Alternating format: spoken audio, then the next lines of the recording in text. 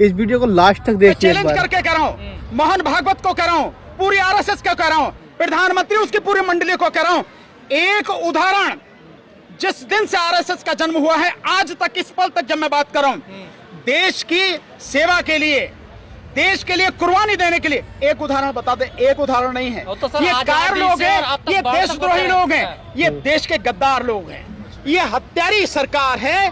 इस सरकार में बैठे हुए लोग हत्यारे हैं, लोगों की जिंदगी से कोई लेना देना नहीं है। मोदी सरकार के ताबूत में एक बहुत मजबूत कील साबित होगी। मोदी की बात, और फिर कह रहा हूं, मोदी की बात और कुत्ते की लात बिल्कुल बराबर है, झूठ के अलावा कुछ नहीं बोलता वो। आरएसएस के 100 साल पूरे हुए हैं, सबसे पहले क्या बधाई देंगे, क्या कुछ कहेंगे उनके लिए? नहीं, उन्हें बधाई देने का तो कोई मतलब ही नहीं है। एक ऐसी संस्था जो इस देश में आतंकवाद फैला रही है, उसके 100 साल पूरे न होने पर उसे बधाई दी जाएगी? ये तो देश के लिए शर्म की बात है। आतंकवाद, ये बिल्कुल आतंकवाद फैला रही है। प्रधानमंत्री के कहने से क्या होता है? प्रधानमंत्री के कहने से जो है कोई सारी चीजें सही नहीं हो जाएंगी। ये जो वो कह रहे हैं वो सही नहीं है। वो प्रधानमंत्री जो सुबह से लेकर शाम तक जिस समय उठता है, जब तक सोता है और शायद सपने में भी सिर्फ और सिर्फ झूठ बोलता है, उसके कहने का कोई अर्थ नहीं है। और मैं समझता हूँ प्रधानमंत्री ने इस देश का अपमान किया है, इस देश के संविधान का अपमान किया है, इस देश के राष्ट्रीय ध्वज का अपमान किया है, इस देश के तमाम स्वतंत्रता सेनानियों का अपमान किया है, उन शहीदों का अपमान किया है जिनकी वजह से इस देश को आजादी मिली।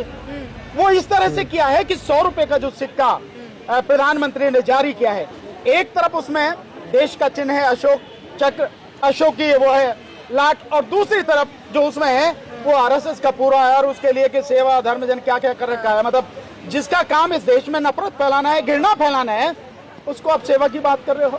तो इसको मैं यही कर सकता हूँ कि प्रधानमंत्री भी कच्छाधारी है, इसीलिए जो है वो उसने ये सारी बातें कही हैं, और इस तरह से कह के देश का अपमान किया है। प्रधानमंत्री को माफी मांगनी चाहिए देश से। प्रधानमंत्री ने तो 15 अगस्त को भी कहा था कि सबसे बड़ी एनजीओ है, 100 साल उनके जो है वो देशभक्ति के हैं, 100 साल उनकी कर्मठता के हैं। नहीं, देशभक्ति और कर्मठता किस बात की देशभक्ति? जिस दिन इस देश में संविधान स्वीकार किया गया उसके 2-3 दिन बाद ही, और उसके बाद जिस समय लागू किया गया उसके बाद भी लगातार आरएसएस ने संविधान का विरोध किया, तिरंगे को कभी भी उन्होंने अपनाया नहीं।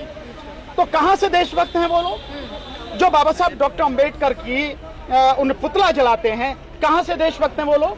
संविधान को मानते नहीं है, कहां से है वो देशभक्त? तो देशभक्त नहीं है।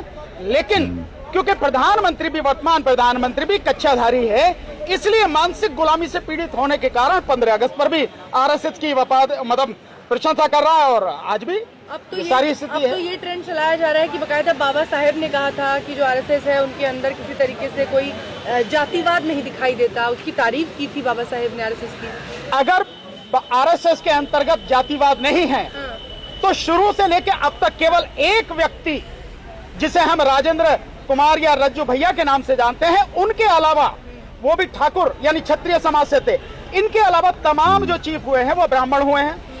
अगर ये जातिवाद नहीं मानता है तो किसी अछूत को, किसी शूद्र को, किसी दलित को बनाओ आरएसएस का अध्यक्ष। है हिम्मत? नहीं बना सकते ना, क्योंकि ब्राह्मणों की संस्था है, वो हिंदुओं की भी नहीं है, ब्राह्मणों की संस्था है। तो इस देश में सबसे ज्यादा जातिवाद आरएसएस मानती है, सबसे